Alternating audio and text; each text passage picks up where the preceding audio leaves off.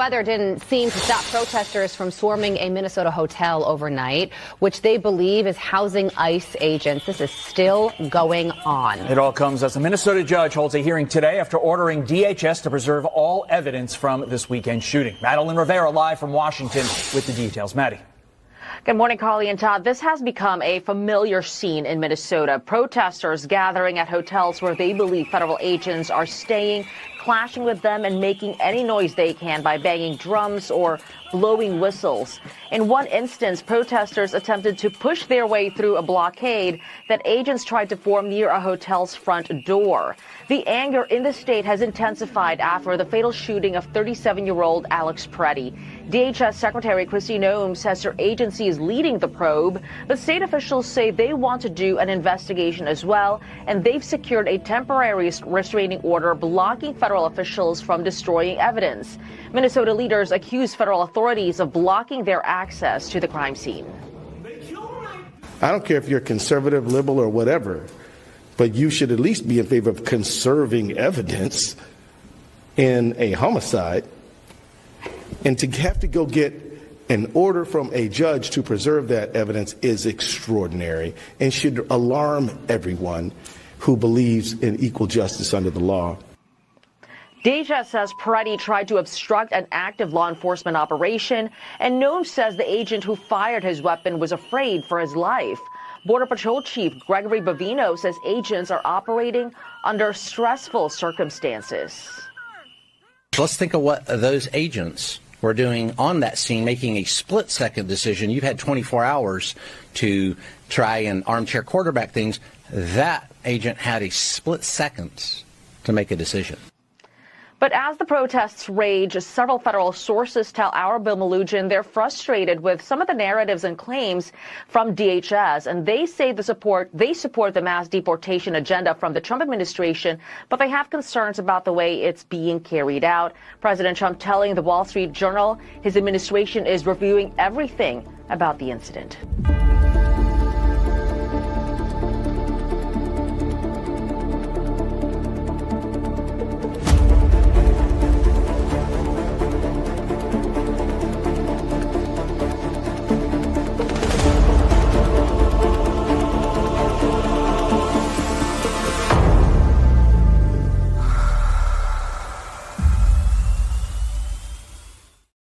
Holy moly, that's dark, Jerry. The Dark Knight. It looks like a scene out of The Dark Knight. It's like the Joker walking away from the hospital as he blows it up inside of the mental institution.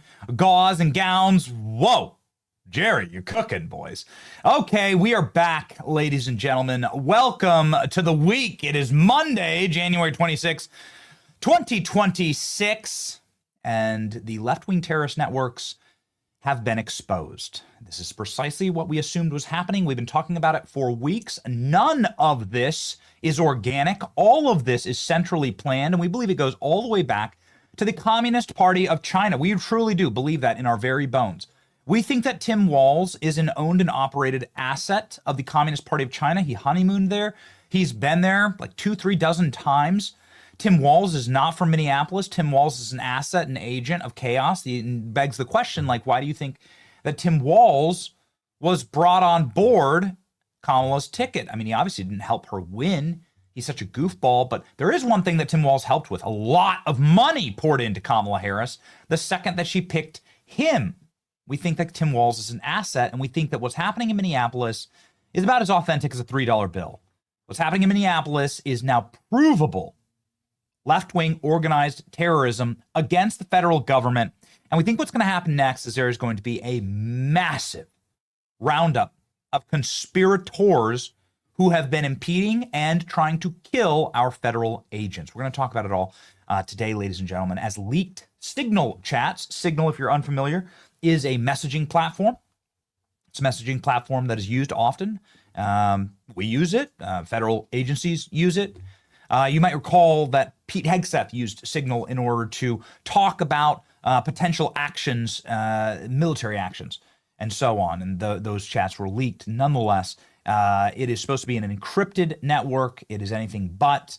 I think it was built by the CIA. I mean, it's a deep state network. Nonetheless, I believe that all of these chats are now in the possession most likely, of the CIA and our Director of National Security, Tulsi Gabbard. I have no doubt that they are being poured through right now, and that potentially with an insurrection act, with a Klan act, as we have been talking about on the program, that we are going to be having some major developments here in what is, without question, an active attempt at insurrection. This, ladies and gentlemen, is what is happening. We're going to do a lot of comparisons today to January 6th. President Trump sends Tom Homan to Minnesota. I'm a big fan of this. Donald Trump taking what is his absolute and total mob boss skullcracker, Tom Homan, who is beloved by federal agents and beloved by ICE, beloved by Border Patrol, has always had their back, cut directly out of the cloth of law enforcement. Tom Homan, skullcracker, heading to Minnesota. That just broke seconds ago. FBI Director Kash Patel will be joining the program live. We are thrilled about this. Thank you, ladies and gentlemen. We have done it. What we are doing here is 100% independent media. By supporting our program, you are supporting a 100% independent talk. We don't have investors. We don't have hedge funds behind us. We don't have venture capital. We haven't been bought by some massive, internationally traded media organ. It's why we can speak with such truth and clarity about the events that we see. We can change our opinions as more information comes in. We can talk about UFOs. We can talk about January 6th. We can talk about stolen elections. It has always been this way because we are actually 100% independent. We are owned by you, actually, the audience. It is an important aspect and element of our programming, and we just thank you for the capacity to now punch at a very high level. We're going to be asking Kash Patel a number of questions, I don't know if it'll be tough, it's tough questions, right? Like it's the questions that we elicited from the audience last night. And we put it up on social media, so we're going to be asking your questions of Kash Patel. Obviously, we will be covering, however, off the top, the chaos in Minnesota. We believe that federal charges should be happening and must happen, in fact, in America's biggest insurrection in our lifetime, which is what's happening in Minnesota. Representative Eli Crane will also be joining the show. He's a Navy SEAL, so he's gonna he's seen insurgencies up close and personal. My name is Benny Johnson, and this is the Benny Show. Masa chips powers our family. It is something that is present at every meal. It is a delicious chip. It is something that is kind of hard to find, honestly. A little tough to get them in the stores these days because, well, they're just very popular. People try them, and they can't get enough of them. That's because they actually make you feel good. They don't make you feel bloated or gross because they're not like an actual petroleum byproduct. It's food the way food's meant to be. 100% organic. It's just beef tallow, salt, and corn. And that's it. That's the whole chip. That's it. That's all that's in there. Anyway, they're satisfying. They're satiating. Ladies and gentlemen, my very, very picky wife makes sure that we have them locked and loaded for all the kiddos. Whew, man, my sister-in-law is visiting right now, and we have like 10 kids under roof at my house. 10 children under the age of like 7. So we're cooking a lot. Anyway, the Masa chips have gone like hotcakes. Get some for yourself. Give them a try. Go to masachips.com/Benny. Use code Benny for 25% off your first order. Masachips.com. Use code Benny. QR code right here on screen. You can claim them. You can go to your Sprouts Market. There's a Sprouts Market not too far from us. You can pick them up there, too, on the shelf. Okay, let's go. Donald Trump breaking some news seconds ago. Obviously, we're going to cover the deadly shooting in Minneapolis this past weekend. And I also want to cover, obviously, President Trump and his commentary on this.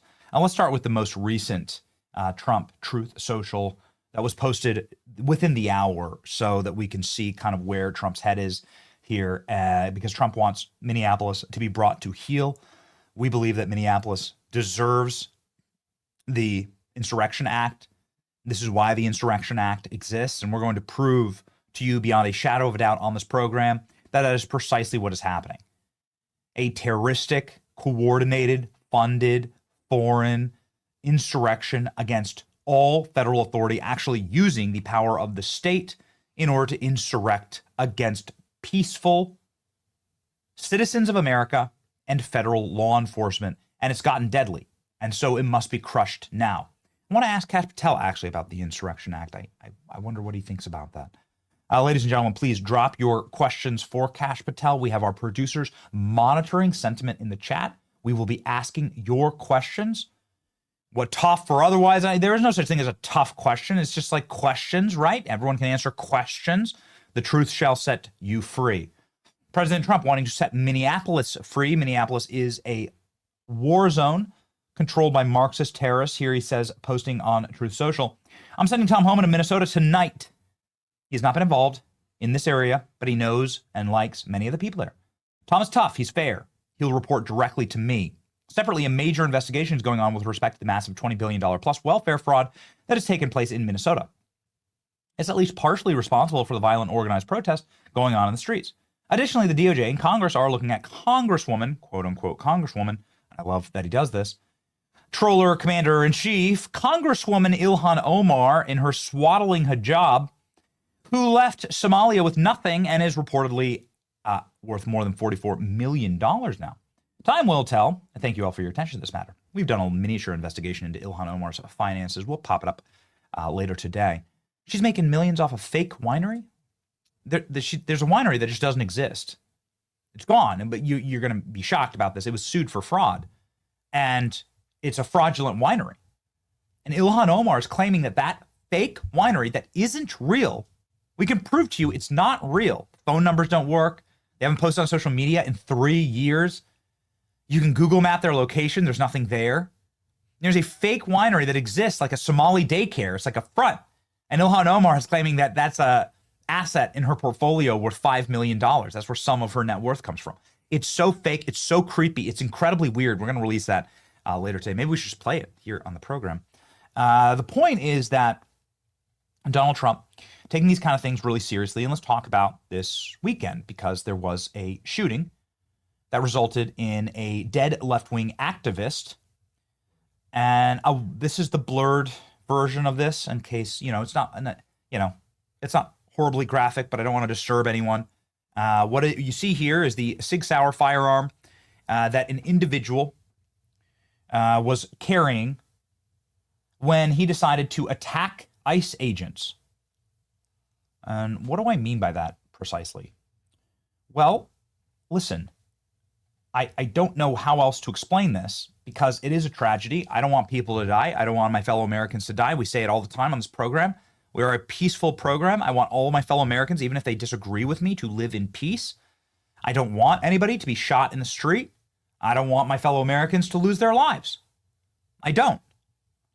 However, there are activities that you engage in that all but guarantee that a bad outcome is going to happen. Let's go through the list of guaranteed bad outcomes here. And we've just learned that the individual who was shot and killed here by ICE, his name is Alex Peretti. Alex Peretti was part of this terroristic signal chat group that tracks and monitors and is orchestrated by the Minnesota Democrat Party, the leaders of the state of Minnesota, including but not limited to the lieutenant governor who was on these chats, operating these chats. We're going to get into it in just a second, but like the too long didn't read version of this is that there are very well coordinated militia groups that track federal agents, that read their license plates. How do you do that exactly? Well, those aren't publicly available databases. You need to have access to criminal files. You need to have access to databases, national databases of license plates and registrations. You have to be able to have access to a police force in order to run tags with such efficiency as this group was showing. You have to have access to the governor himself, which the group does, and the lieutenant governor who was allegedly on the group chats. This is why many Democrat activists are saying they're going to flee the state and potentially flee the country now. Because what this will prove demonstrably is that this isn't some organic protest. This is coordinated militia and military insurrection activity run by the state of Minnesota in order to attack the federal government and get federal agents killed. That's what is happening right now. There is nothing organic about this. It is orders from the top. It is a communist revolution, and that revolution must be crushed. Now, this is what happened. Alex Peretti went to a peaceful protest. He was armed with 60 rounds and a Sig Sauer handgun. Please put up the article. Thank you. This is as far as, and we've reviewed an enormous amount of video of this, and we've reviewed every conceivable video of this incident. And I want to be very clear about what happened, because the left is saying that it's just an execution and that these Border Patrol agents just straight up killed a guy in the street for nothing. The right is saying, some on the right are saying that Alex Peretti went there in order to commit mass murder. I don't think that's true either. I'm going to take this, given all of the available evidence, and we're going to give you a picture of precisely what happened and why this was a bad shoot, but why there are going to be absolutely no charges here, because given the circumstances, all of these federal agents are going to be given the benefit of the doubt by a judge and jury. I think even in Minneapolis, here we go, if there is, such a thing. So Alex Peretti was at his peaceful protest with a fully locked and loaded firearm. It's a strange thing to do. He was also hounding federal agents, given this signal chat. He was on these signal chats. He was engaging and orchestrating in this signal chat in order to disrupt federal law enforcement. He was there as an agitator. That is just simply a matter of fact. I've been to many protests. I don't go armed. I go to big events, right? And I go to events where things might get out of hand. You don't go armed to these things if you're there as a peaceful protester. It's a bad idea, but it's a far worse idea to go get in a confrontation with law enforcement while armed. Listen, man, I'm a Second Amendment absolutist. I have firearms sitting on the wall in my studio. You can go ahead and see them. Check them out. Got some AR-15s in the studio. We are racked and stacked, locked and loaded and ready to go. I live in a wonderful state. I live in an open carry state. I live in a state where I got a refund for paying for my concealed carry license because they made it open carry. I got a little check for $100 because I had to pay for my concealed carry license when I changed here. They changed the law. I live in a great Second Amendment state. We are locked and ready to go. I go to Publix. There are like dudes packing. It's great. You feel so secure. People are sharp around here. The great state of Florida. Gun is life. Very polite. That's right. People are very polite. Very polite society. Creates a very polite society. Creates a high trust society, actually. When you just assume that everyone is strapped and tactically loaded and trained. It's a polite society. It is. Clean. It's nice. People follow the rules. It's good. If I were armed and I saw a bunch of cops doing police work, and if I decided to then barrel into the middle of those cops and start throwing haymakers, which is what Alex Peretti did. Not my opinion. It's on tape. Please play the tape. You can see it for yourself. Alex Peretti decided to go Leroy Jenkins and go and engage law enforcement. They didn't come after him. He came after them. That's fully available on all angles of every videotape that we have. Perhaps something will come out, but I don't see anything that's going to change this fact.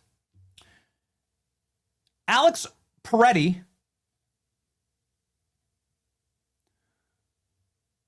resisted arrest. Alex Peretti fought law enforcement. Instead of simply getting arrested, facing the charges, going peacefully, He fought. Again, that is a massive mistake. The tussle went on for at least a minute, you can see in the tape. Then one of the agents yelled, "He's got a gun," which is true. That's empirically true. He had a gun. He came with a firearm loaded, bum rushed federal agents, then fought them with his firearm. Great. So then what happened? Well, it's kind of hard to see. I don't know if these guys were wearing body cams or not. I hope they are. But as best that we can tell, given the analysis, he was disarmed. The gun was taken by one of the federal agents. In a split second, the gun had a bad discharge. You can see the firearm here. This is a Sig Sauer handgun. The exact model, get me that. This model is known for errant and false discharges, resulting actually in a multiple law enforcement engagements and lawsuits against the Sig Sauer company. And so P320, okay. Sig Sauer P320. This gun has a history of errant discharges. Again, pending loss. There are multiple pending lawsuits against the gun manufacturer. And what I believe happened was that this firearm discharged. No one was trying to discharge it, but it had a round. This is how utterly reckless Alex Peretti was. It had a round in the chamber. He'd already chambered a round. And simply the handling of the gun and the motion of the gun from the federal agent, as you can see here, him holding the firearm, the motion of the gun sent a round into the concrete that spooked one of the agents who were already aware that this individual was armed. In the melee, one of the agents believed that this round was being fired in aggression by Alex Peretti. And why wouldn't you? The entire sequence took 5 seconds from errant discharge to the agent firing what he believed was defensive shots when this left-wing agitator who was already behaving violently, resisting arrest, bum rushed the federal agents. And this agent, this federal agent, this Border Patrol agent, believed that he was now being fired upon. So your training says once you're there, you have to eliminate the threat. I can think of 20 to 30 to maybe 100 different things that Alex Peretti and Renee Good and all of the rest of them could have done to have prevented a tragedy like this. Here's a good example. Renee Good. When federal agents say, get out of your car, get out of your damn car. Don't resist arrest and don't try to vehicularly homicide a federal agent. After Renee Good hit a federal agent, sending him to the hospital with internal injuries and bleeding, she was shot and she died. Alex Peretti, after bum rushing federal agents and fighting them with a loaded fire, we know it's loaded, we know there was a round in the chamber because of the errant discharge. He was one pull away from firing that weapon. Did he run at the officers with the weapon drawn, trying to shoot as many of them as possible? No, that is not true. The evidence doesn't show that. But is every single decision he's making up to the point of his death, some of the almost guaranteeing that there is going to be a bad outcome here? Yes. Is he stoked on and put in this situation because he is part of a militia group chat, a left-wing terroristic group chat run by the leaders of the state of Minnesota? The Lieutenant Governor, Flanagan, and Tim Walz? Yes, there are major connections there. Yes. Yes. And so was Renee Good. They were both part of this Signal group chat that is intended to get them killed.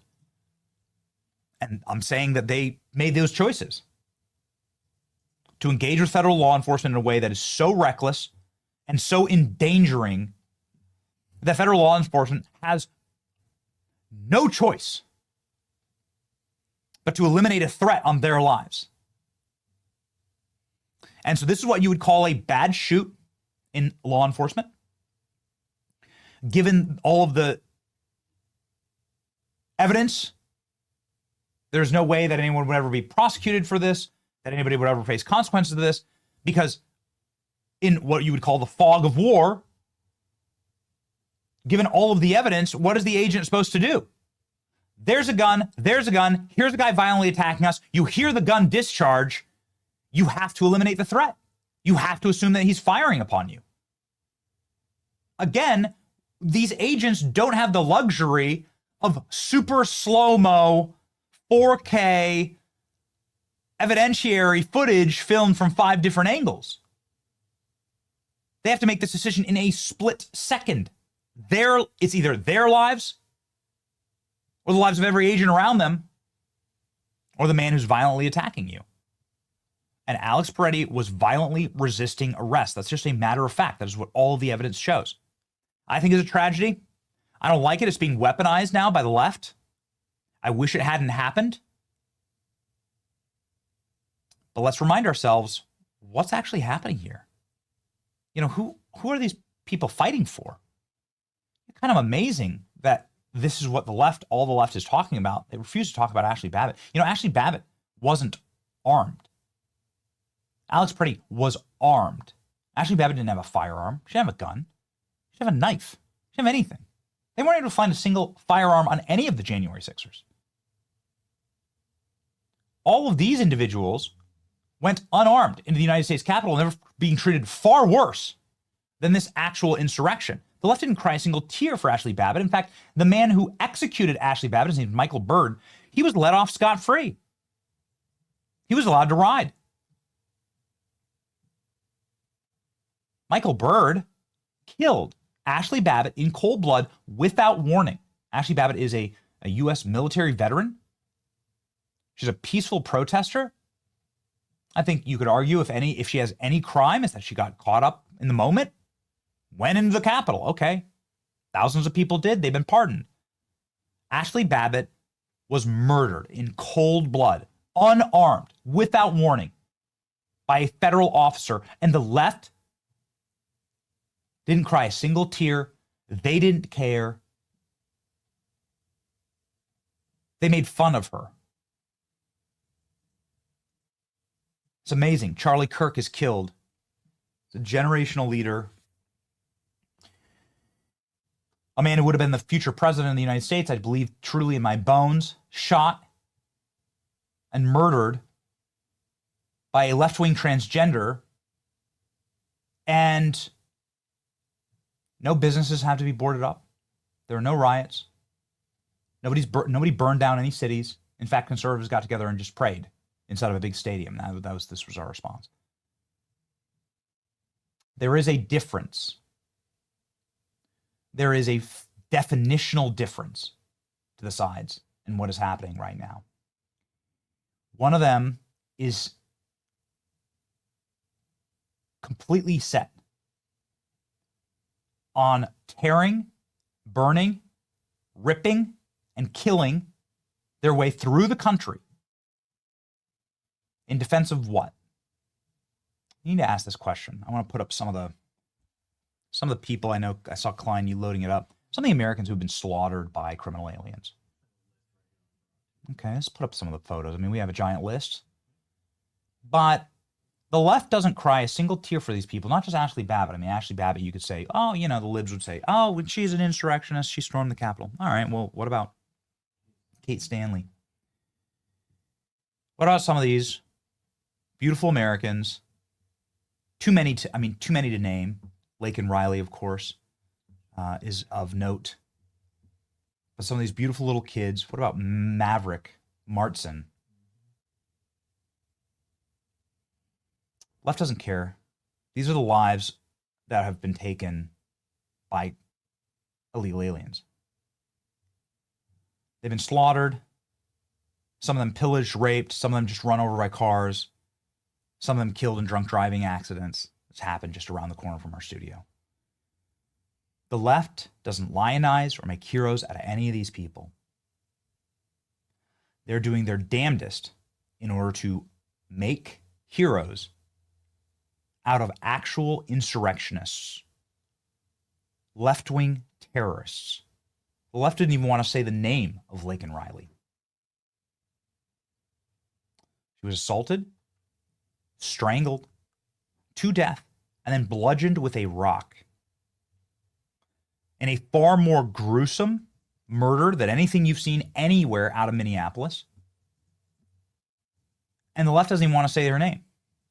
In fact, you know, it's what makes me want to declare martial law and the Insurrection Act in Minneapolis.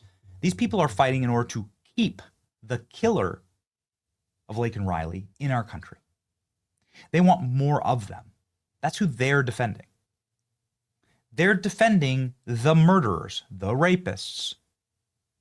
That's how far we've sunk in this dialogue. So no, they deserve no quarter. They deserve no sympathy. I don't want my fellow Americans to die, but that is why we need to uncover these networks that are facilitating all of this. They are part of an evil, terroristic network run by the highest levels of the Minnesota governing elite. Ladies and gentlemen, the man who exposed it all, Cam Higbee, is hopping on our show in just a moment. We're excited to have him. So that's my take on all of this. You know, I saw Bill Clinton and Barack Obama. They really think that they have the momentum here. They really think that they can manipulate all of this. I call BS. You need to say it and state it clearly. These people didn't care about Ashley Babbitt. They care not about do you have that Grok list? I mean, let's just go through. Are there thousands of people? There's definitely tens of thousands of Americans who have been killed by criminal aliens in our nation. Yeah, thousands and thousands of homicides. The left never marches for these people. They don't care about these people. They want them dead. The reason why Alex Peretti and Renee Good are dead is that they were fighting, in part, they were fighting federal agents violently because that's what they were doing. That's what a resisting arrest is. Especially if you have a loaded firearm, or if you're driving a vehicle, if you're punching the gas and driving your vehicle into federal agents. You're violently resisting arrest, attempted murder, in the case of Renee Good, and you're fighting on behalf, they're doing this on behalf of the murderers and rapists. It's indefensible.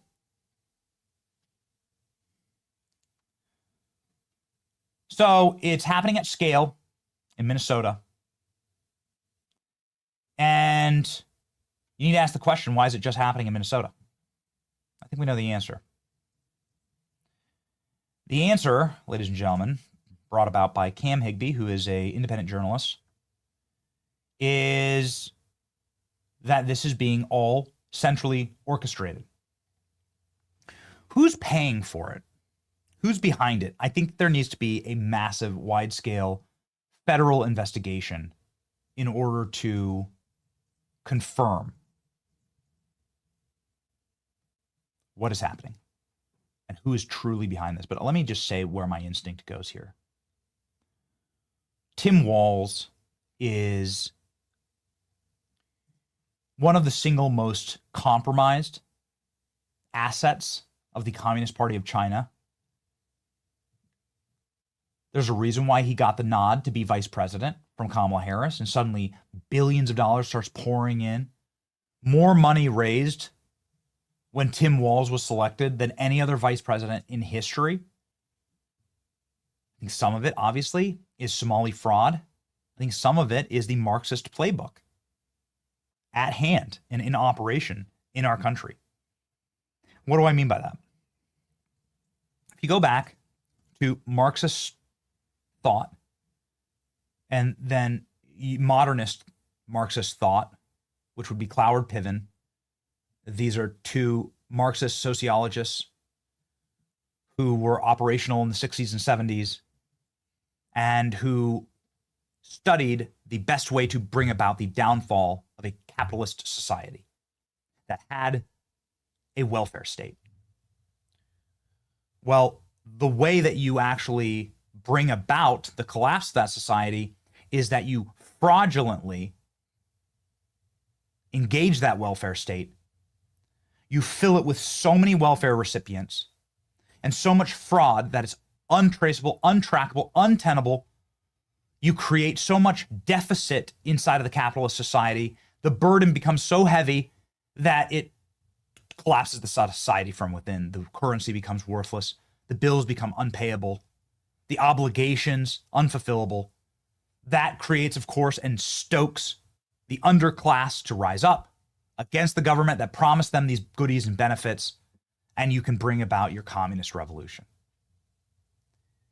I think what you're seeing at play here in Minnesota and Minneapolis specifically with the Somalis is a multi-generational operation to bring about a Cloward Piven collapse. This is what the Somalis were brought in for. The sole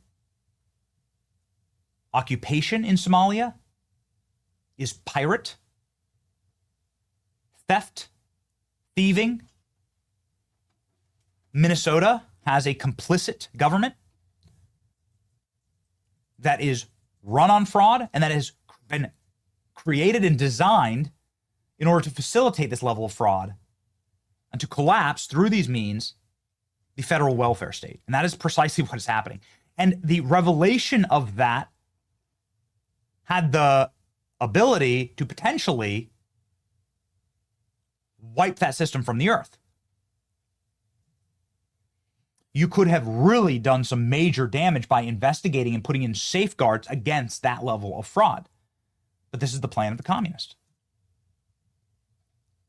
And so now, in order to try and distract from Nick Shirley's reporting and some of the major fraudulent reporting, because that's the op. The op is to bankrupt America through welfare fraud. And then you can already see what's happening in Minneapolis. Once you start doing that, then you can create frictions with people, and you can create sort of the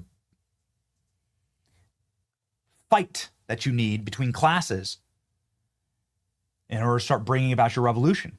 You see it at scale right now in Minneapolis. Ladies and gentlemen, this is being orchestrated.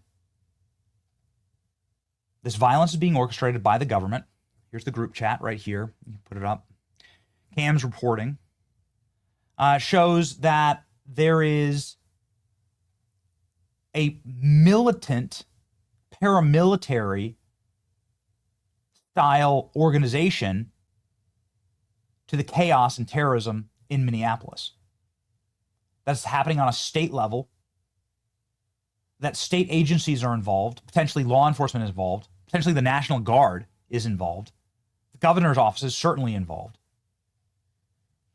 And all of this is done in order to protect the key operation, which is the fraud. They need to distract from it. They need soldiers to die. They need people to get killed. They need to have chaos and collapse, autonomous zones, and buildings burn. They must have it as a distraction mechanism from the actual op. So they're running a true insurrection against the federal government. Proven here, ladies and gentlemen, by Cam's reporting. Let's say we got Cam on. Okay. Guys, I want to like get through some of this reporting, and let's just blast through it. I thought Cam. Okay, I need Cam on. Thank you. I need Cam on. Okay, I want to just rip through some of this reporting. Are you ready, Klein? Let's go. You got all this loaded? So I want to set everything up. So this is a complicated web. We have the reporter on. The reporter who broke this story will hop on here in just a second. His name's Cam Higbee. But I want to like get through what has been revealed, the top line of what has been revealed in these signal chats. Okay. What has been revealed is that very close allies and agents of the Minnesota architecture and infrastructure, power infrastructure, have locked in and are operationally giving service and state resources to these chats. These chats tell left-wing agitators where ICE is, tracking them, stopping them from enforcing the laws of America, following them, stalking them, training left-wing agitators in shifts. It is extremely sophisticated. You have units and wards, almost like a war zone, that are blocked off, spotters everywhere. People that knew that James O'Keefe is pretty good at being undercover was in Minneapolis. They were tracking James's license plate and sending James death threats in real time as to where James was. And James is one of the best investigative reporters on earth. Ladies and gentlemen, this group chat has been exposed, and they were engaging in such insurrectionist and illegal activity, as we have said many times, the KKK Act, conspiracy against rights. You're not allowed to conspire in order to interfere or rob your fellow Americans of their civil liberties, which is precisely what this group is doing. Now, some of the organizers are saying that they're going to flee to Cuba. They're so completely and totally effed. Good. I have contacts in Cuba. We need to flee. Minnesota insurrectionist signal members panic, saying Flanagan, this would be the lieutenant governor who was on these chats, has been exposed. We need to leave the state. I have contacts in Cuba. Perhaps we should just leave. This is this is why we say this is an international Marxist revolution. Again, do not forget that Tim Walz has direct ties to the Communist Party of China, that Tim Walz is somebody who honeymooned in communist China and has visited communist China dozens of times since being governor. Tim Walz is a Chinese asset, and you can see here in this picture of Tim Walz, he even has the haircut of Mao Zedong. There you go. I can't get over that. He literally does have Mao Zedong's haircut. Here we go. They're reading plates. How are you reading license plates in real time and getting real-time license plate data without the assistance of law enforcement? They're using the police to do this. You have council members that are on these chats. These are elected officials, Antifa members, Walz strategists, Senate candidates.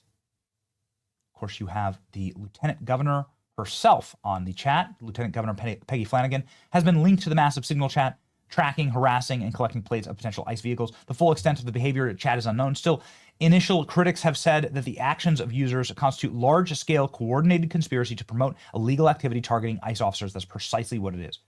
The revelation of Flanagan's presence, along with the activity in the chat, would constitute a massive legal scandal for the Walz administration. Peggy Flanagan recently wore a hijab, just showing where her allegiance is.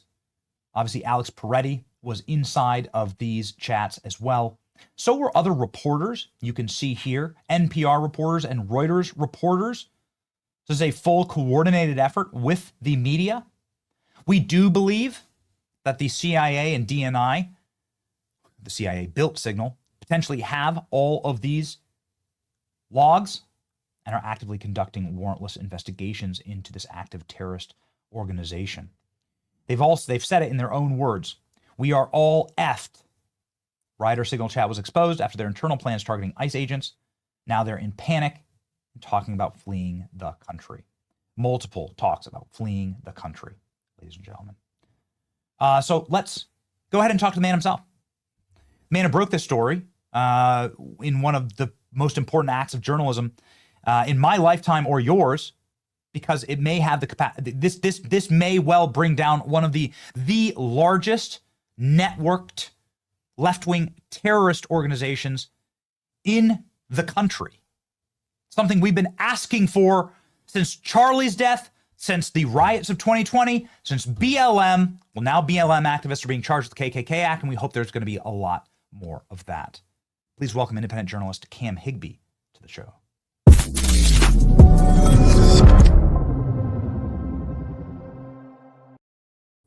Cam, congratulations, bro. This is really remarkable work.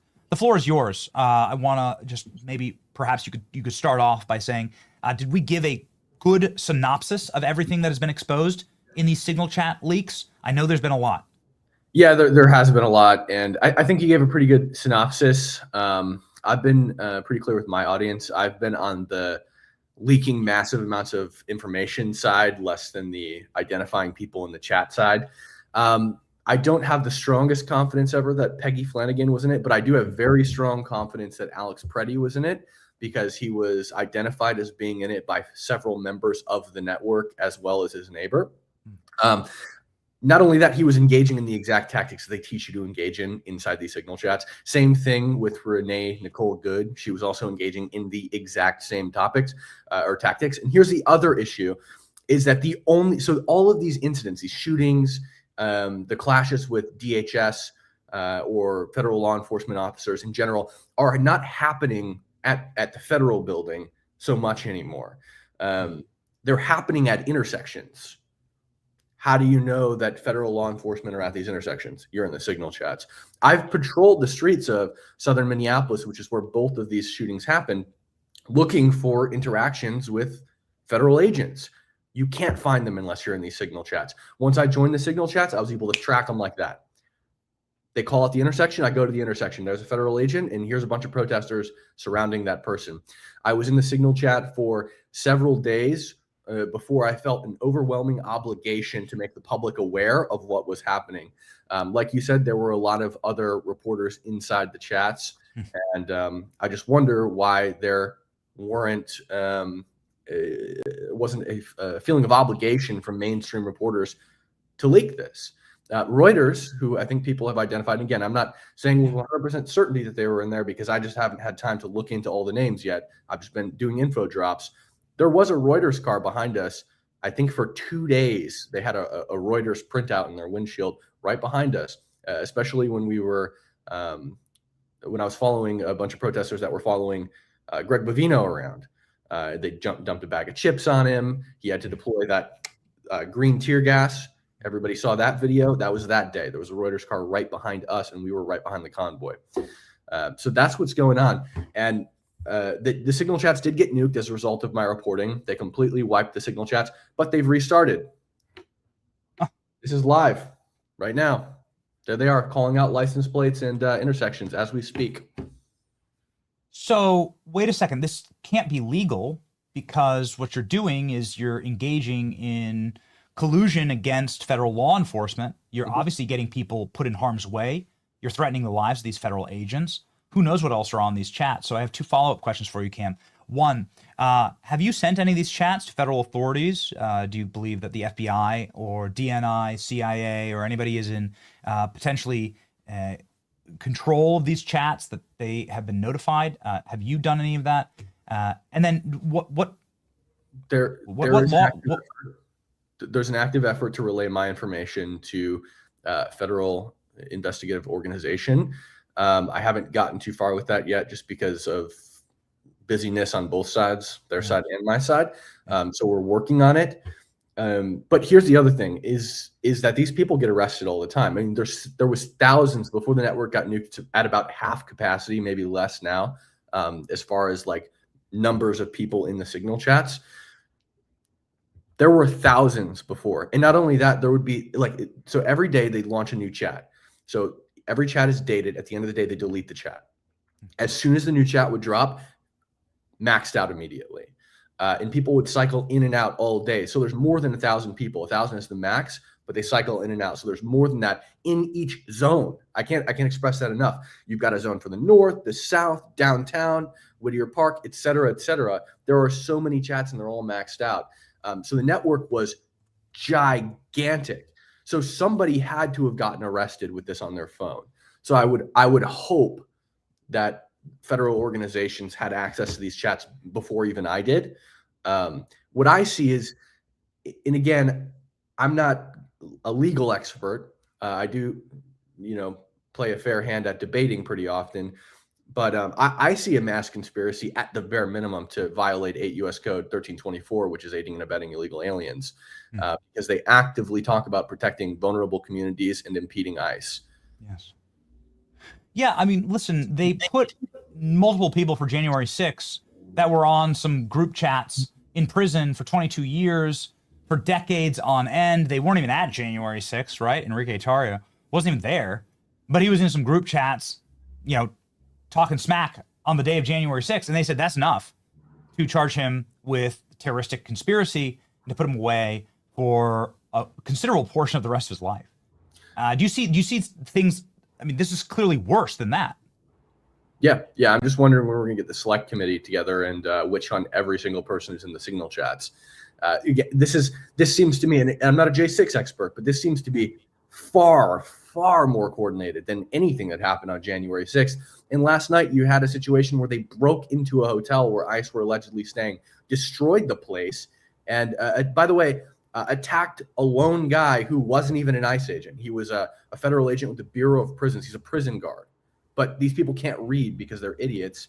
So they saw green and said, "Green man bad," and then attacked him. You've been attacked. You were in some of those vehicles. We played the footage with Nick Shirley, I think, and some others. And you had frozen water bottles thrown and smashed your vehicle, and you were attacked. Do you think that this chat was being used in order to facilitate your attack? And how much in threat are you in the streets of Minneapolis, Cam? I think that attack was, I think that their presence there was probably coordinated by the chats. I think that they might have identified me through the chats, and then things escalated from there in person, and the attack happened. I think that I have a massive target on my back now. They're posting photos of me undercover on Blue Sky everywhere. And to be clear, I've been out in the streets every single day since I leaked Signalgate. But there is a massive target on my back. I've gotten people telling me that because I leaked the Signal chat, it's personal and they're going to kill me and put a bullet in my head. I was getting chased down, and people were threatening me that they had a gun on them and they were going to shoot me even before I leaked the Signal chat, following the Jeep attack. Luckily, I had a security guard with me, and he handled the situation very well through Brandon Tatum's Black Line Guardian Fund. But it is just monumentous. And I don't know how nothing is going to get done about this. Something has to get done about this. It is conspiring to impede federal law at the very least, and massively attack federal agents at the most. They're very careful in the unvetted chats, and I'm not in the vetted chats. That's like the inner circle. Don't do violence, right? But then they show up and they do violence. So you're telling people not to do violence. It's very obvious they're all on the same page that they're doing violence. They're throwing things at agents. They're attacking agents. They're de-arresting, which is what happened when Alex Preddy got killed. He was de-arresting somebody. Well, yeah, that's right. I mean, I guess I want to just and we only have a minute left here, Cam, but I wanted to ask, what's your take on Alex Preddy? It seems really ill-advised to go run into a group of federal agents, fight them if you have a loaded firearm that clearly had a round in the chamber, and then to resist arrest. And Alex Preddy, you said, was part of these Signal chats. You believe that he was being pushed into this role? Do you think that he was ordered to go here by this militant chat? Yeah, they don't. The issue is they don't give individual orders. They just say, we need people here now, like everybody come, and then everybody shows up and they do whatever they're going to do.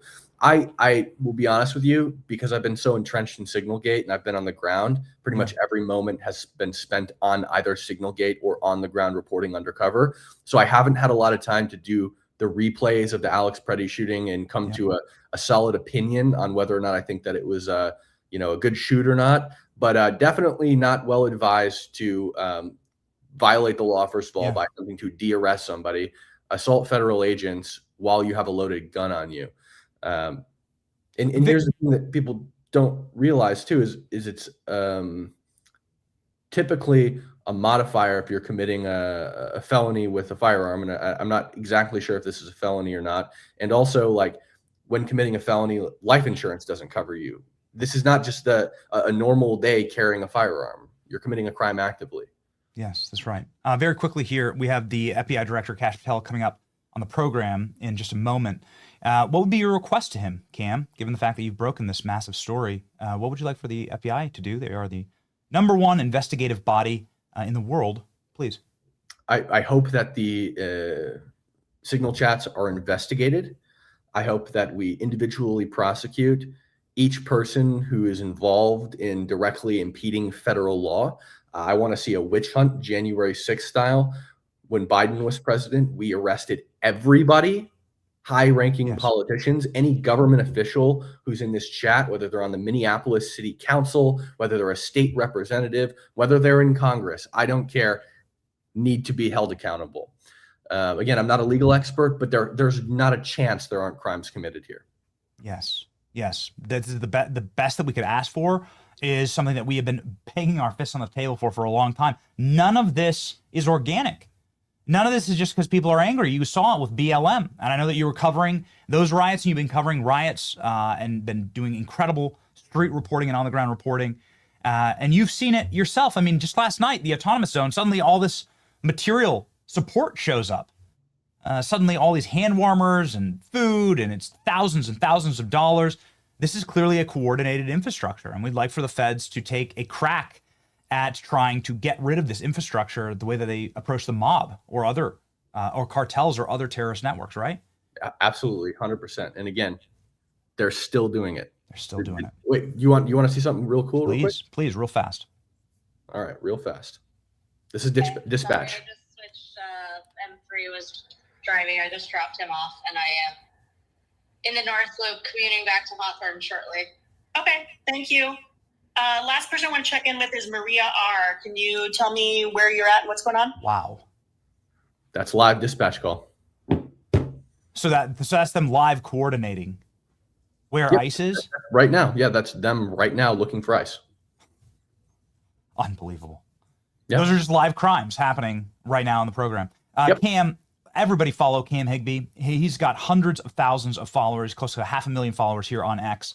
He's just one of the all-time greatest independent journalists who's fearless and who's out there on the front lines and telling the true story. Everybody pour in and give Cam a follow. Support his security also with the Blackline Fund and make sure that Cam can continue doing what he's doing because it's, well, quite frankly, the most important reporting in the country. While other reporters are coordinating with the terrorists on the group chat, Cam's actually doing real reporting. Isn't that something? Amazing. Thanks for having me, Benny. Well done, Cam. Thank you.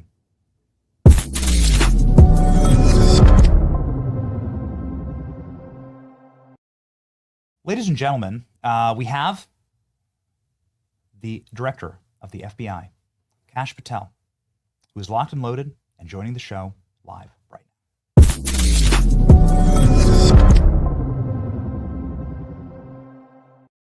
Kash, welcome back to the program. It's our absolute honor to have you.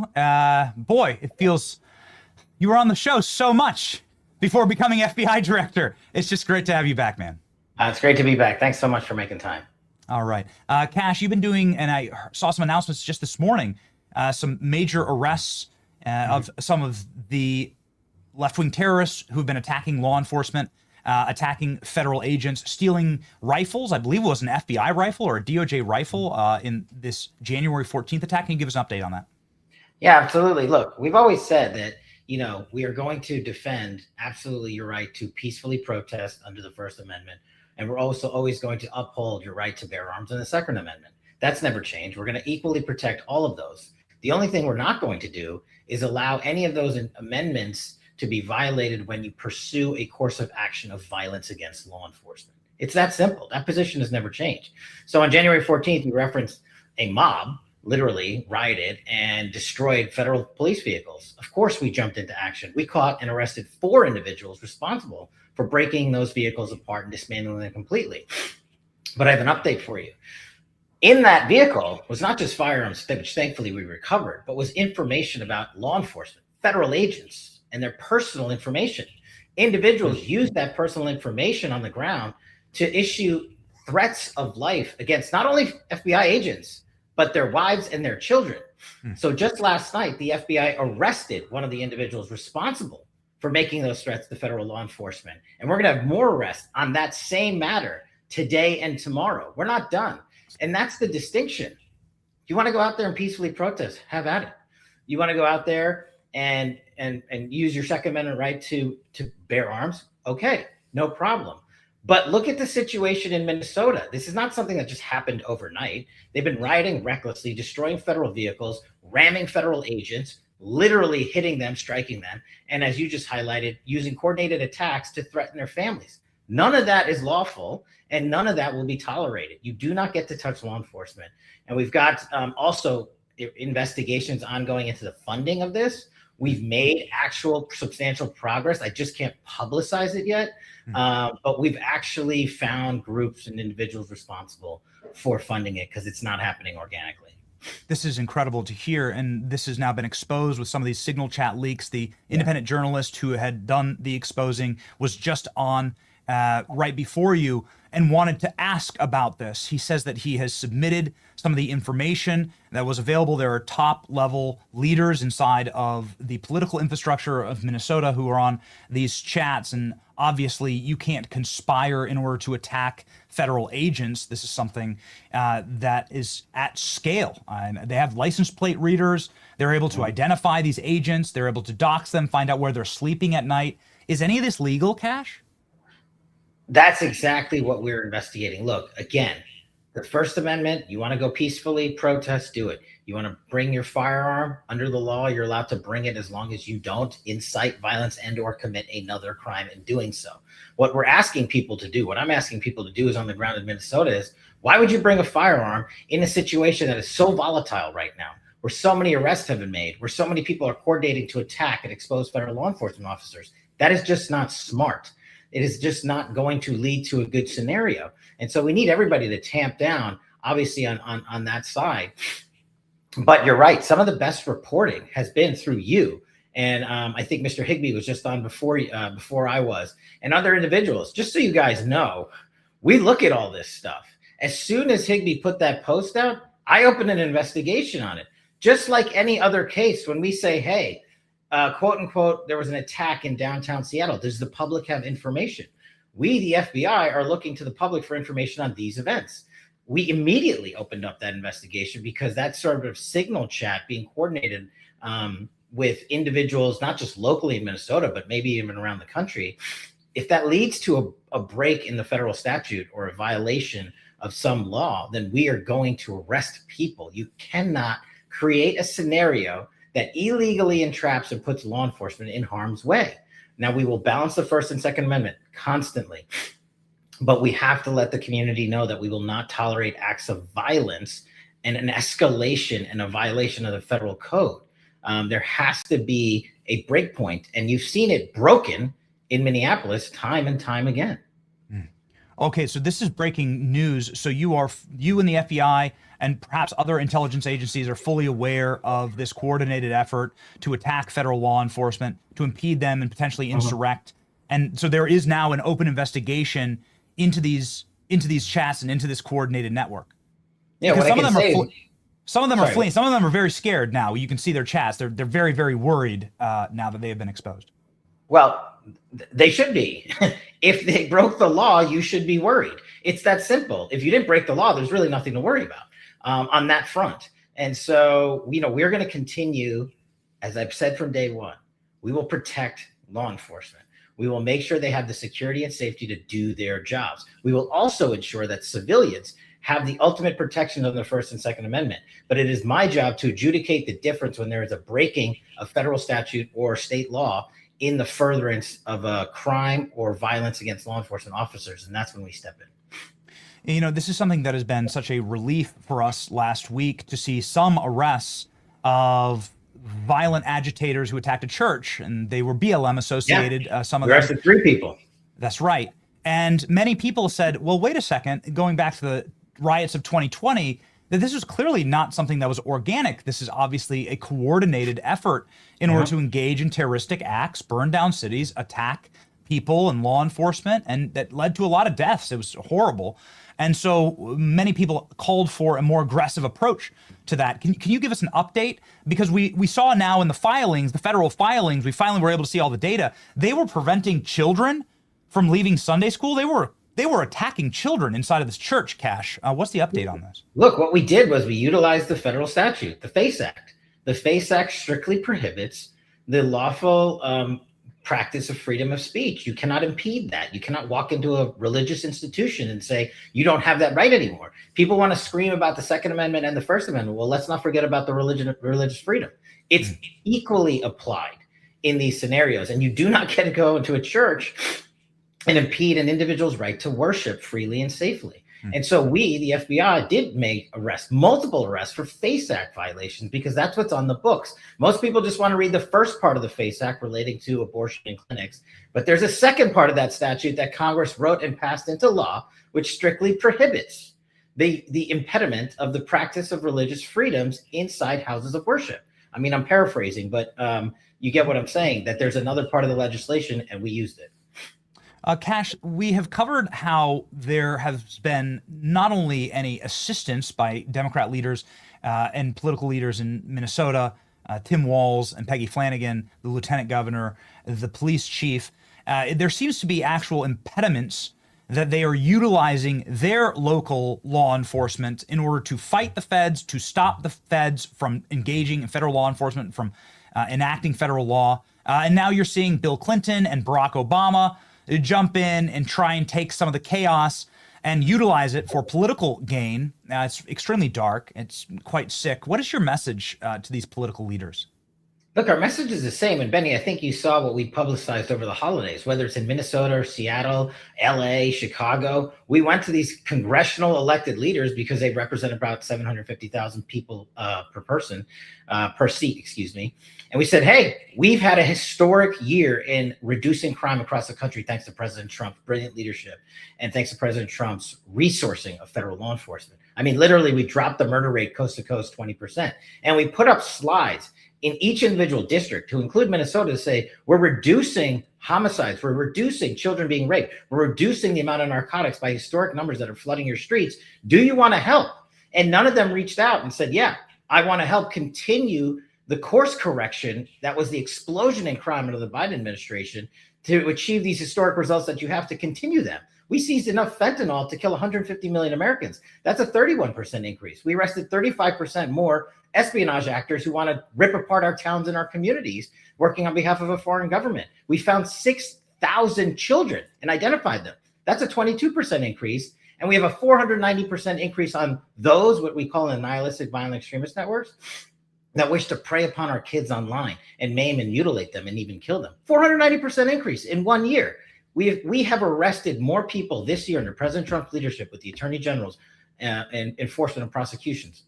200%, 67,000 arrests by the FBI alone. 31,000 of them are violent offenders. That's double as much as last year alone. And we haven't even gotten to the top 10s.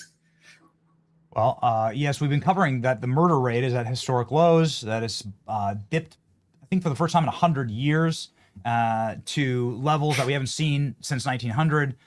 It is a huge compliment, obviously, to federal law enforcement. Since you are a January 6th expert, obviously somebody who worked with Devin Nunes on this, many people are comparing what's happening in Minneapolis to an insurrection, to to political forces that are organized to impede, to attack, to go after federal law enforcement, and doing so in a coordinated way. Do you see that? Do you see potentially any like January 6th level charges being brought in Minnesota?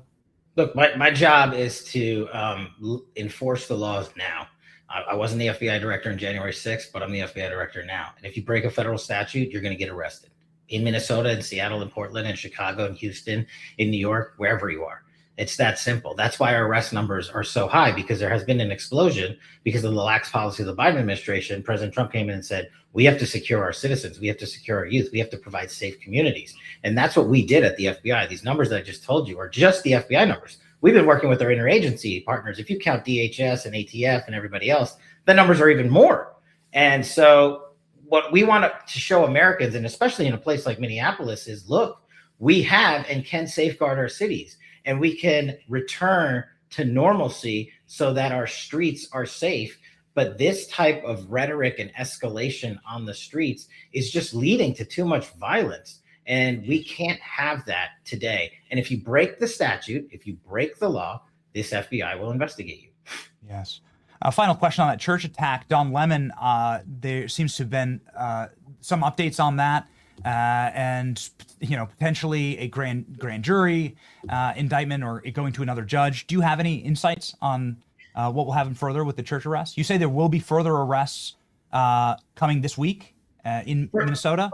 Further arrests, not specific to the church, further arrests related to all the other matters going on in Minnesota. As to the church specifically, I can't comment on that right now. DOJ has a lot of things in motion on appeal, and so we'll let that process play out. But we haven't forgotten about the incident at the church, and we, the FBI, aren't done with it, and neither are great partners at DOJ. And in the ultimate non sequitur, Benny, I'm going to advertise the FBI's successful year on top 10 arrests. Of the top 10 most wanted fugitives, last year alone, the FBI captured 4 of the most wanted fugitives in the world. To put that in perspective, the Biden administration captured 4 in 4 years. And in the last week, I just went down to Mexico and picked up 2 more. So Donald Trump has captured 6 of the FBI's most wanted top 10 fugitives in the world in 1 year. In 1 year, these guys have been on the run for 40 or 50 years. And we went down and got guys like Ryan Wedding, the current day El Chapo, who is the Olympic snowboarder for Canada, who is shipping in hundreds of tons of cocaine and other narcotics into our country. Yeah, we went and got him. That's what it looks like when you put and prioritize federal law enforcement. And I just want to thank President Trump for his leadership and the Attorney General for willing to give us the resources we need to safeguard our streets. And oh, by the way, this one's for you, Benny. We are shutting down the Hoover building. We're moving into the Reagan building, and we're going to maybe have a sale of the cement structures that are falling off of Hoover for charity. Really? So this is actually happening. That is one of the most hideous, brutalist buildings in all of Washington, a scar on the face of DC. You're shut. So the building is officially getting shut down. Do you know when, Cash? We already started the process. We're moving into the Reagan building. We got to do some security work and upgrades over there. But yeah, and we're saving the taxpayer $5 billion and giving our workforce a safe place to work in. And we're preventing some of the people in Congress who wanted to give us a building in 2036 at the expense of $4.8 billion. So I think we did, again, under President Trump, a great job in providing a safe, secure workforce. And when we close down Hoover officially, maybe we can have you guys there. I will absolutely take a cement block off the side of that building. You're going to have to change your header on X, Cash, because it is currently right now. I know. The Hoover building. Yeah. You're going to move into the new USAID offices, the empty USAID offices in Reagan building? The whole Ronald Reagan building will be the new FBI building. Wow. That's incredibly impressive. Okay, just on a parting note, did you see the Jack Smith testimony? No, I was actually down in Mexico, literally doing the work that we just talked about. So I did not personally see it, but I've been viewing clips. We have a photo actually of that work that you did right here. There it is. This is a major arrest. I think this was one of the top 10, right? This is correct. Yeah, that's Mr. Castillo. He, 10 years ago, brutally murdered a 22-year-old first-generation American at the age of 22 and fled for a decade. The guy was down in Mexico. We went down there, continued our manhunt of him and Ryan Wedding and others, and we picked them both up and apprehended both of them in one trip. And then we flew them back in the same day, Benny. 2 top 10 captures in one day, 2 top 10 returns, one in Southern California and one in North Carolina, brought to you by Donald Trump and the Attorney General. No other body can do it. And you also did the Maduro. The FBI was intricate in the Maduro raid, yes? Our hostage rescue teams were on the ground in the Maduro raid, and we also did the transportation and FTOC and flight out to make sure Maduro and his wife were brought to New York for prosecution. Incredible. So is this a warning sign to every other dictator in South America? Crimes? It's a warning sign that the FBI's hostage rescue team and our flight operations unit are the best tactical and aviation operators in federal law enforcement, and we'll go wherever they tell us to go. All right, ladies and gentlemen, FBI Director Kash Patel. Let's do this for another hour next time. Kash is up against a hard out. We appreciate these updates. We're thankful that you're on the ground and investigating. Everybody follow Kash Patel. Millions of followers and one of the single most efficient FBI directors with a Probably one of the most important and one of the most unenviable jobs in the entire Trump administration. We're with you, Cash, and Godspeed. And Benny, thanks to you and your audience for all the tips. Keep them coming. We're looking at them all. All right, we got you. Thank you, Mr. Director.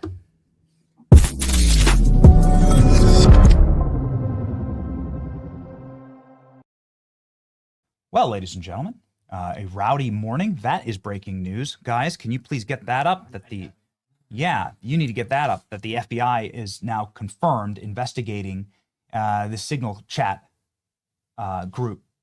Wow. You know, I loved having Cam and Cash right afterwards. That's the point of the show. You can have on the journalist that breaks the news, and then you can have on the director that confirms that not only does he see it, but it's a now active investigations under active investigation, and that the people that are in those chats should be worried. That's what I want up, boys. They should be worried. Ladies and gentlemen, I'm not worried. Every single morning I wake up with my blackout coffee ready to rock. I wake up with the cup right here. Still got some coffee in it. It's blackout coffee for me, and these are long days, obviously. And sometimes my kids are having trouble sleeping through the night, so sometimes you're up all night. I've got little kids under roof, a lot of them these days. This is something that you definitely do need a pep in your step. And in the morning, you do need to make sure that you are highly caffeinated to fight the communists, and that is exactly what we are doing. America's 250th anniversary is happening now, and Blackout Coffee is celebrating with a year-long of roasts and special editions. Get some today. They're perfect for work, travel, or just keeping your desk and to-go bag going full of caffeine. Support American jobs while you do it. That's blackoutcoffee.com/Benny. Go to blackoutcoffee.com/Benny. Use the code Benny for 20% off your first order. Blackoutcoffee.com/Benny. Support American jobs and celebrate 250 years of freedom. Speaking of freedom, I want you to have financial freedom with American Financing. American Financing are our friends who assist in getting you out of high-interest credit card debt. This is the kind of debt, of course, that crushes your life, that can crush your future. Make sure that you are ready to relieve yourself of the slavery of high-interest credit card debt. This is what American Financing is best at. They can refinance your debt into the low fives. Their salary-based mortgage consultants can use your home equity to do that. You shouldn't be getting into any other type of risky exit strategies for debt. You should call American Financing today to lock in your golden future. America's home and home loans from American Financing at 888-528-1219. That's 888-528-1219, americanfinancing.net/Benny. All right. Ladies and gentlemen, let me check in with my producers here. I have we have some other massive news on the show. Yeah, great. Okay. Eli Crane is ready to go? Shoot, let's just jump on over to Eli. Thank you to our congressman for holding out for us as we locked in some of those interviews, and let's rock and roll with the great congressman from Arizona, Eli Crane.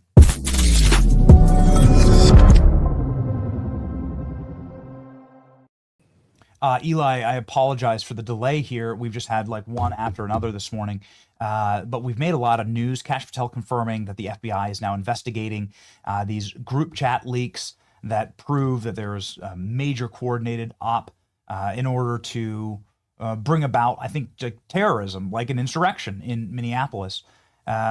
What say you on this? What can Congress do to assist? Well, thanks, Benny. I think your producer did a good job prioritizing the guest this morning.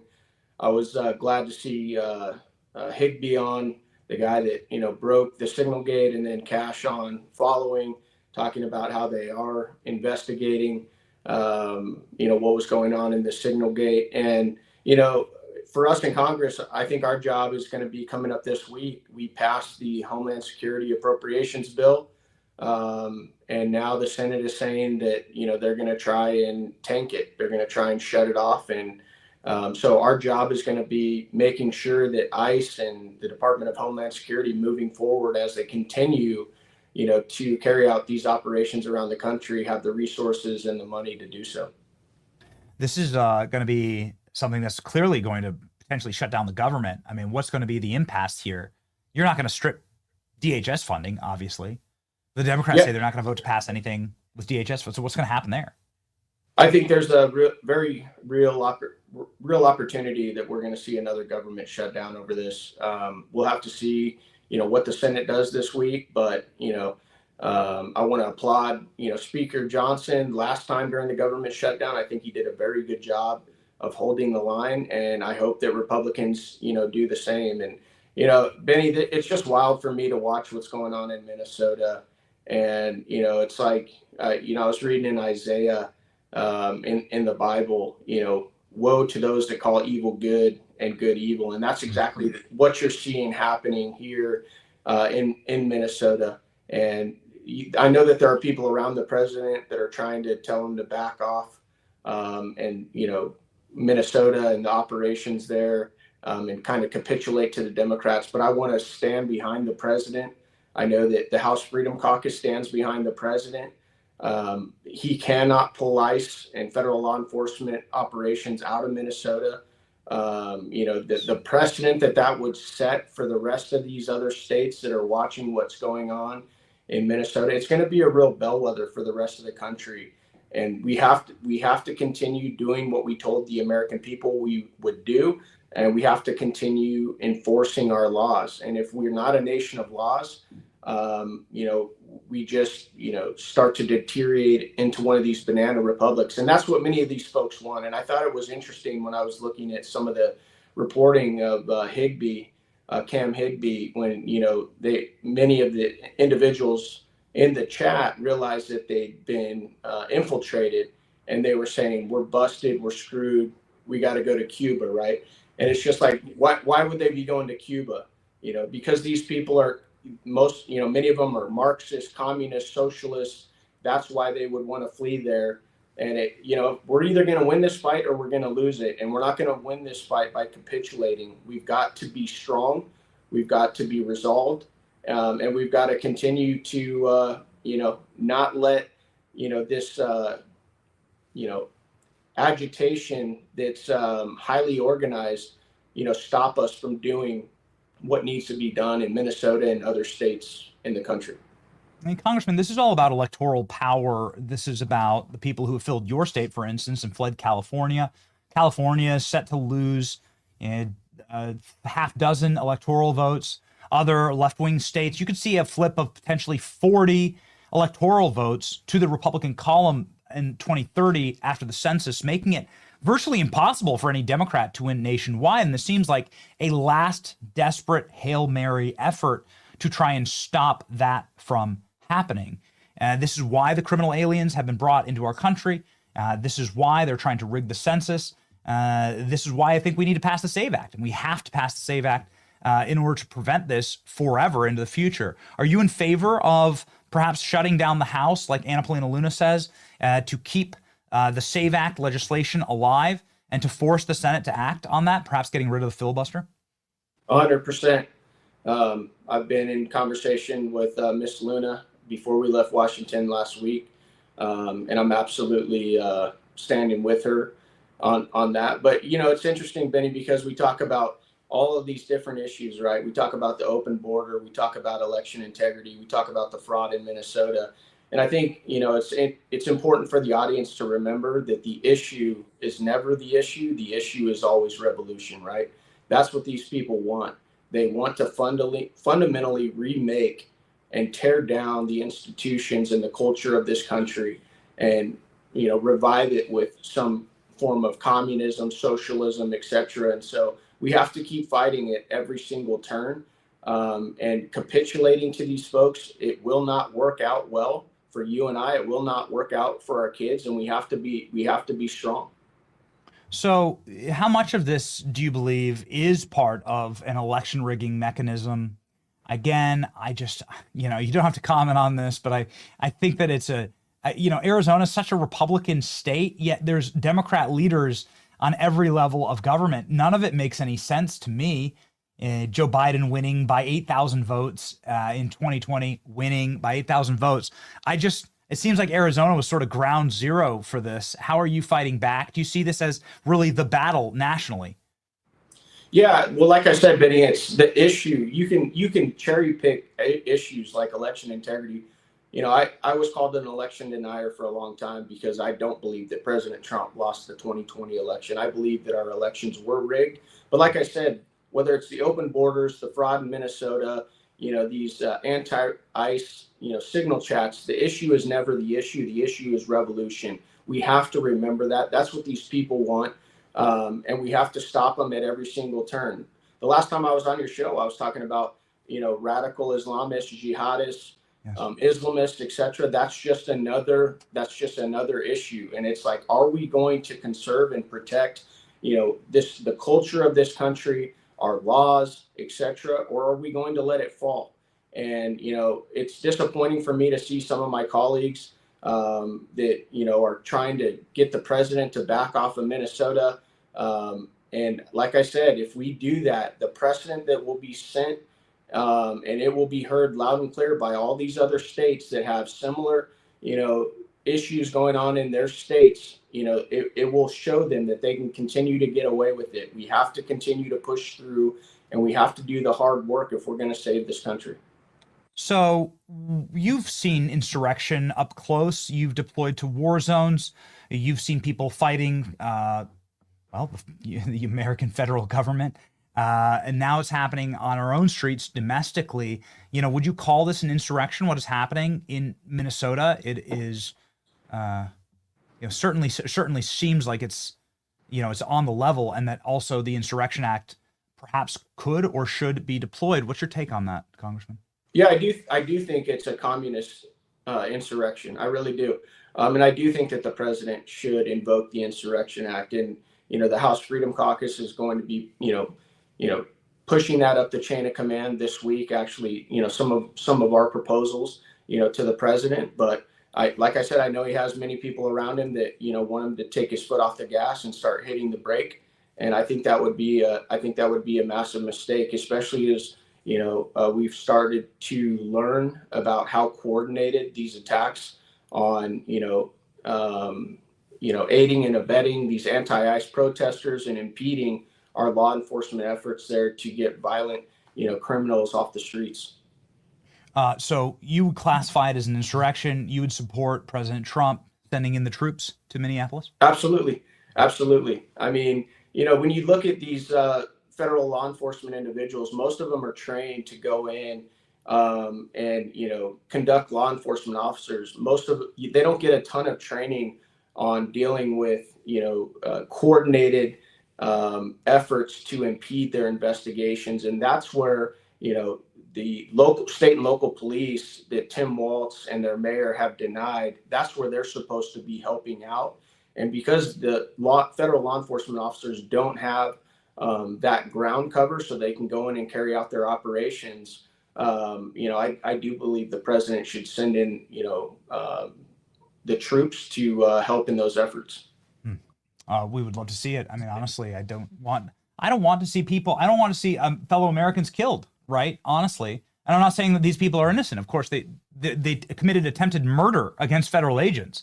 But I don't want to see the chaos, because I think that the chaos can be used by our enemies in order to try and score political points and to switch the pendulum. They try and create these made-for-TV moments, and then weaponize them and manufacture the outrage. And that's, I think, what's going on right now. So I'd love to have it shut down harshly. You can see, I mean, what's going on here is just wild. Yeah, I really hope that Republicans stand strong on this. I would love to see the SAVE Act. Do you think that that's going to pass? I mean, the audience is really, really devoted to its passage. We were one of the shows that premiered the SAVE Act, and we've been stumping for it. The Senate, I suppose, would have to get rid of the filibuster for it to happen. But nonetheless, it'd be nice to see the House hold them accountable. So you will be joining APL in this. And then, what happens next, Congressman? Well, like I said, Benny, we're going to have to see what the Senate does this week. As far as whether I voted twice now to pass the SAVE Act, as the rest of the House has. So we've already passed it out of the House. We're waiting on the Senate. I don't know what the Senate's going to do. And, I'm not going to gaslight your audience. I don't have a lot of faith in the Senate doing what it needs to do. I just haven't seen the strength in the Senate. There's not enough strong people in the Senate. And so I don't know what's going to happen there, but I would love to see them, get rid of the filibuster so that we can not only pass the SAVE Act, but so we can pass, the rest of the president's agenda. Even if, even another reconciliation package to help, pass the rest of his agenda, I'm all for it. I don't want to just be a Republican who, sits back and manages the decline of the country. We need to go on offense if we're going to save the country. And I just don't see, just like a couple weeks ago, I tried to defund NED, the National Endowment for Democracy, and 81 Republicans voted against it. So, like I said, we got to play offense. More and more, representatives, have to get on board, and that's going to take people that watch your show and other, other independent media shows out there who can actually educate their members of Congress on why this is bad, why you can't just look at the title of a bill like the National Endowment for Democracy and think it's a good thing because it was started under Ronald Reagan. You got to look at what it's doing now, and you got to play offense. Yes. Final question here on playing offense. Your fellow Republicans voted, I think, for a package that sends $5 billion for refugee resettlement. A lot of that money gets used by Somali scammers. One of them is Ilhan Omar. A lot of that cash gets sent back to some of the radical Islamists who you fought. It's like incredible. You come here to Congress and then we vote to fund the people that tried to kill you when you were serving your country as a Navy SEAL. And it just must be maddening for you. Can you give us an update on the investigation to Ilhan Omar in Congress? I think that she's being investigated for 4 or 5 different things now. Obviously, a lot of them fraudulent. We've done some investigation ourselves. First off, can you give us a status update on some of the Ilhan Omar financials or immigration investigations going on? No, honestly, Benny, I haven't got a chance to look deeply into that. I do support an investigation into Ilhan Omar. Even her status in this country, I don't think is legitimate. So I know that that's something that the House Oversight Committee is going to be taking up. But my last couple weeks in Congress has been focused on, these appropriations bills that we just passed and some of the other oversight committees that we were doing. So I don't have an update for you. I'm happy to get some of that information and come back and share it with you, though. All right. Maybe just like taking a step back on some of the appropriations with the funding of the Taliban, that's still happening, with the funding of some radical Islamist terror groups or the Somali fraud that sends money to Boko Haram. It just must be maddening for you because these are the people that are trying to kill you when you were deployed. Yeah, it really is, Benny, and it's one of the reasons why a guy like me who was, in the military for a long time and then went into business and was kind of in a sense living the American dream. Why I left all that to run for Congress, just because I was so sick and tired, like many of your viewers, of seeing so many spineless representatives who either don't know what's going on or don't have the backbone to address any of it. And so it is maddening. It is frustrating, but that's why I ran, and it's an honor to serve this country. And like I said, to keep playing offense. Must make your heart swell and make you very proud to see some of your boys black bagging communist dictators in the dark of night and bringing them back using the discombobulator to do so. What the hell was that, Congressman? What is the discombobulator? Yeah, we didn't have the discombobulator when I was in, but what a historic op. And I am proud, to be part of the special operations community. I can't even imagine, getting the call to go on an op like that. But it just, showed once again that when you have, leaders like Pete Hegseth and others who say we're not going to focus on DEI or wokeness anymore in our military, we're going to focus on lethality and, let our guys do what they do best, what our military can actually accomplish. And I know it sent a signal to the rest of the world, of what the U.S. was capable of. And I know that a lot of our adversaries were pretty scared after seeing that operation. Yeah, I mean, The discombobulator. I mean, yeah, we haven't covered it yet on the show. I'd like to talk about it, but yeah, the discombobulator. What, like, it's awesome. This is great. As Trump says, we will do things to you that have never been done before. Don't F around with us. It's like, good to see him make good on that promise. Thank you, Eli. We always deeply appreciate your insights on the program. I would argue this side of Tim Burchett, the single most honest member of Congress, Eli Crane and Tim Burchett. They just say it like it is. There's no lies in these guys.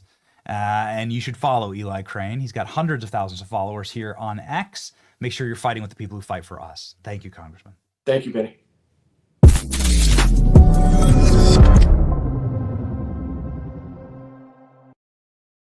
Ladies and gentlemen, Patriot Mobile keeps our show locked and loaded. You know it. We travel this week, by the way, back up to D.C.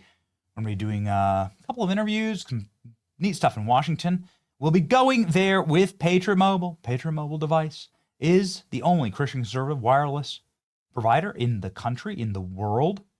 And when you switch today, you can get premium or even better coverage than you get right now because they're available on all three major networks, backed 100% by U.S.-based customer support, unlimited data plans, mobile hotspots, and international roaming. They've been supporting our show for years. We are proud to partner with them. Go to patriotmobile.com/Benny, call 972-PATRIOT, and use the promo code Benny for a free month of service. That's patriotmobile.com/Benny, or call 972-PATRIOT to make the switch today. Speaking of scared dictators, Iran's Ayatollah Khomeini has fled to a fortified bunker, fearing U.S. strike. All right, very interesting. The world is being remade before our very eyes, and actually, it's just quite exciting. You love to see it. I'm checking in with my producers. They're saying that there's quite a bit of interesting things going on right now. I want to see arrests. I told you last week, man. I told you last week there'd be arrests. I did my. I want to see change for the good. I want to see Iran free with no American boots on the ground. I want to see Venezuela not a communist dictatorship with no American boots on the ground. I would like to see the world made over, and I'd like to see America become the administrator of Greenland, as is our natural right, since we already were during World War II, saving Greenland from becoming a Nazi U-boat base, which is exactly what they had planned during World War II. So America's already done the work, ladies and gentlemen. Iran is the country that blew up a lot of Eli Crane's friends. Every American death in the global war on terror was at the hand of Iran. It's not evil people, there's just evil leadership. Iran is Persian. It should not be a Muslim caliphate nation. It would be great to see it collapse. That's what I want. Following rising concerns over a possible U.S. military strike, Iranian Supreme Leader Ayatollah Khomeini has relocated to a heavily fortified underground compound in Tehran, according to reports which cite sources close to the regime, who revealed his son now oversees day-to-day operations. So dictators are fleeing in fear of America. It's a wonderful thing. Ladies and gentlemen, speaking of evil dictators, Tim Walz has made some news here. Do we have our new breaking news stinger, Klein? Have we loaded our new breaking news stinger? All right, let's freaking go. Here we go for the first time. Big breaking news from President Trump and Tim Walz. Let's go.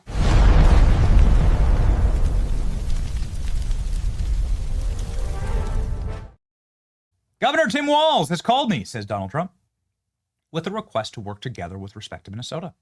It was a very good call, and we actually seem to be on similar wavelength. I told Governor Walz that I would have Tom Homan call him.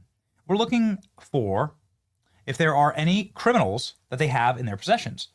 The governor very respectfully understood that, and I'll be speaking with him in the near future. He was happy that Tom Homan was going to Minnesota, and so am I. We had such tremendous success in Washington, D.C., Memphis, Tennessee, New Orleans, Louisiana, and virtually every other place that we have touched, and even in Minnesota. Crime is way down, but both Governor Walz and I want to make sure that it is better. President Donald J. Trump. The art of the deal, dude. The art of the deal. What do the feds want in Minnesota?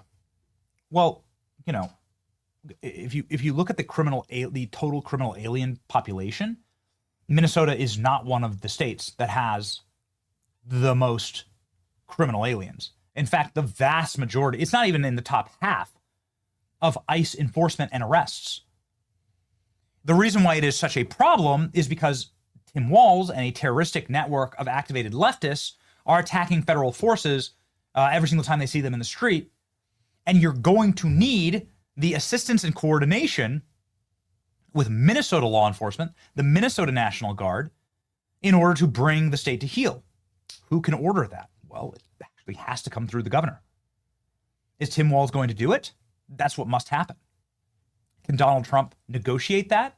And then Minnesota law enforcement begins to actively patrol and hand over criminal aliens to ICE so that there doesn't have to be the kind of brutal raids that have been going on.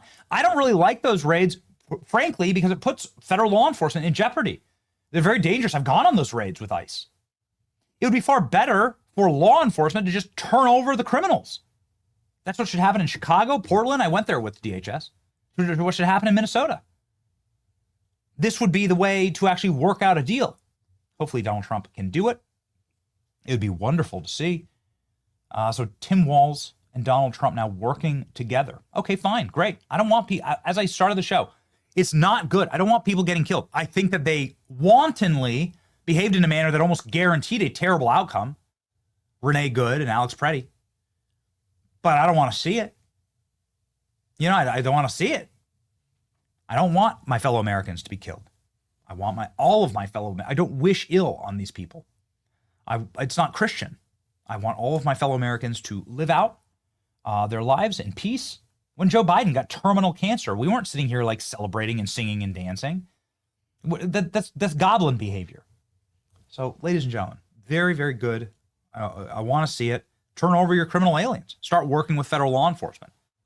This would be the correct result. And if Donald Trump can de-escalate this, he'll take a massive weapon out of the left's arsenal. The left wants to create chaos and death in Minnesota. They need that in order to, and we laid out the brickwork this morning, they need that in order to facilitate their communist revolution.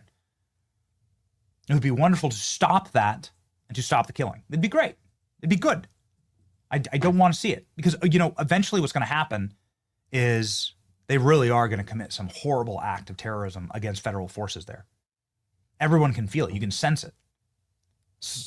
A very sophisticated terrorism act is going to really, really harm federal forces, is going to harm, you know, maybe people that you know, military veterans, cops. These are the people that fill out these ranks at DHS. And I don't want to see that. I don't want to see it. So, ladies and gentlemen, this is a good and wonderful breaking news. I love that new stinger, Klein. Very well done. Okay. All right. Yes. Good job, Jerry. Let's pray for peace there. And also, there's really exciting things going on in the country and in the world, and I don't want this to be a massive distraction. We're just enforcing the law to give us the golden era. The golden era, ladies and gentlemen, brought to you by Advantage Gold as well. Advantage Gold is one of those companies that has been on the right side of history. The gold is now, I think, at $5,000 per ounce. It is crushing. This is, of course, new record and historic highs. Silver as well. Advantage Gold can help you get those precious metals into your portfolio right now. Those who own real physical gold and silver are watching their wealth win today in the golden era. If you have a 401k or IRA or retirement account, you have a choice.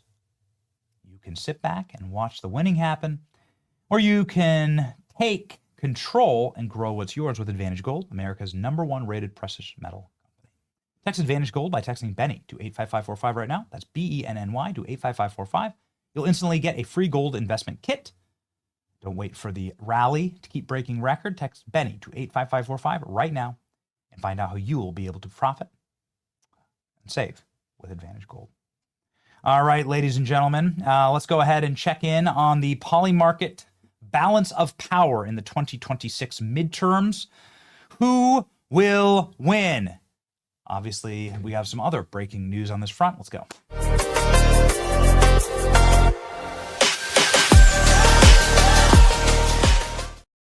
Okay. Balance of power. Let's check in. Democrat sweep at 37%. Republican Senate, Democrat House at 43%. So that's the winner right there. Republican sweep at 20%. That's fine. I'll take those odds. Donald Trump is going to be having a Republican National Convention. Midterm Republican National Convention. Can I get some reporting on this, please? The RNC has voted, and they voted over the weekend, in order to host a mid-year, midterm Republican National Convention. This is going to be taking place this summer. You can damn well believe, I'm sorry to tell you this, Klein. I know that the last RNC convention was quite the time for us. But you can damn well believe that we are going to be there on site and locked and loaded. Last RNC convention, man, we had a great setup. Come on, show me the setup. I just want to, let's just drip. Let's just so drippy. Show me that sweet setup, man, that we had last time. It's great.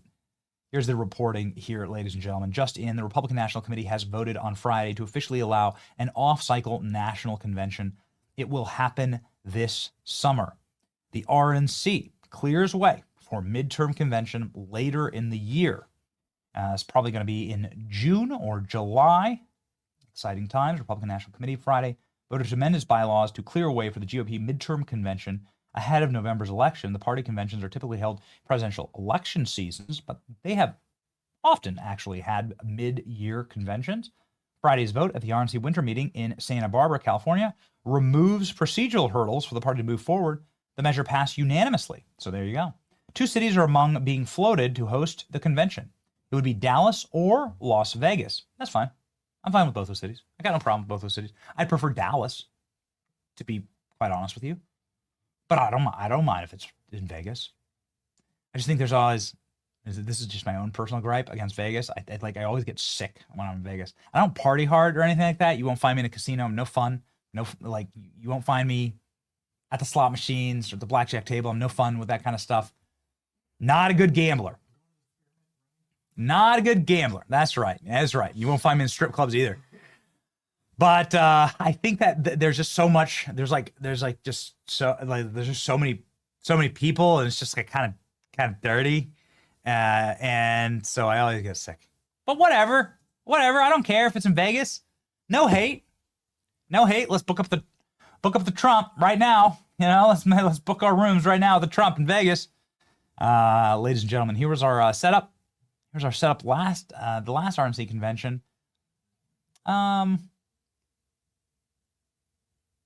We're proud of it. We're gonna do more. It was very exciting. We had an absolute blast while we were there. Oh, is this our hype video? Little hype video? Come on, man. Let's hear it. Oh, this is music? Okay, all right. So get ready. If you come to the RNC convention, we are going to be out rocking. Had some great guests. It's really fun. Looked cool, man. Looked good. Solid. Oh, jeez. There's Charlie. Oh, man. Wasn't ready for that. Lots of fun. Uh-oh. Oh, no. We would not book MTG again. But there's Burchett. Here we go. Aaron's. Dean Cain, that was cool, Superman. There he goes, Cash. We were ready to rock, man. That's a lot of fun. Okay, cool. Exciting times, ladies and gentlemen. Make sure that you are locked in. The best way to do that is with a Bible verse from Corinthians today. Our verse of the day, Corinthians 16:13. Be on your guard, stand firm in the faith, and be courageous and be strong. All of those things you must have. You must have courage and strength. Make sure that you are locked into your faith. Here's how I do it. I just pray every morning. Just make sure that you find a little bit of time to pray, connect yourself with God. Just simple stuff, just really simple stuff. I'm a firm believer that and you can find it in the scriptures, that you don't need to be a man of many words. You just need to have an earnest heart. Just say a simple prayer and just find some time to read your Bible. So I read my Bible before bed. I say a prayer in the morning. I make sure that we are locked and loaded with the armor of God. Be on your guard. There is evil in this world. Fight it with us. Walk with us on to the assured victory. It's your boy Benny. Remember, in the end, we win. See ya.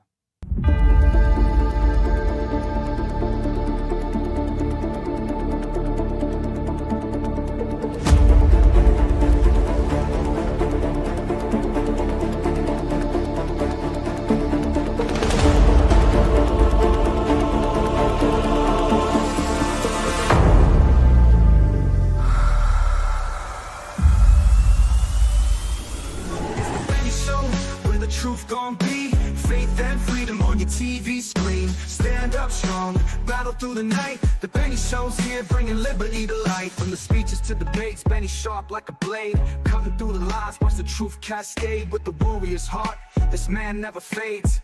You know it's prime time when Benny invades. From saving the nation to stories untold, the Benny Show's a storm, see the truth unfold. Stay in the loop, let freedom take hold. Salting all the libs, soul never sold. It's the Benny Show, where the truth gon' be faith and freedom on your TV screen. Stand up strong, battle through the night. The Benny Show's here, bringing liberty to light. Liberty to light, bringing liberty to light. Liberty to light, bringing liberty to life. From the speeches to debates, Benny sharp like a blade, cutting through the lies, watch the truth cascade. With the warrior's heart, this man never fades. You know it's prime time when Benny invades. From saving the nation to stories untold, the Benny Show's a storm, see the truth unfold. Stay in the loop, let freedom take hold. Salting all the libs, soul never sold. It's the Benny Show, where the truth gon' be faith and freedom on your TV screen. Stand up strong, battle through the night. The Benny Show's here, bringing liberty to light. Bringing liberty to light. Bringing liberty to light. Bringing liberty to light. Bringing liberty to light.